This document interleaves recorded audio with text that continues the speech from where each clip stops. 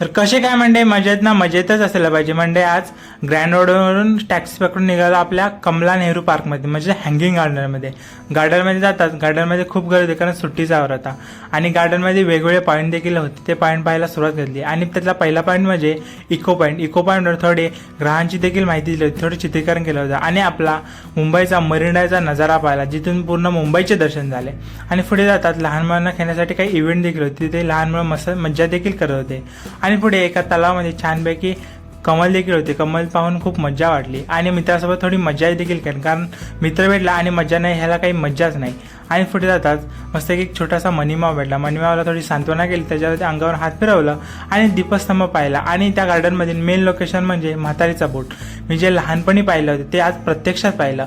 आणि आम्ही त्याच्यानंतर जवळच असलेल्या गिरगाव चौपाटीवर संध्याकाळचा सनसेट पाहिला. आणि आजची छोटीशी व्हिडिओ कशी वाटली कमेंटमध्ये कळवा. चला भेटूया पुढच्या व्हिडिओ.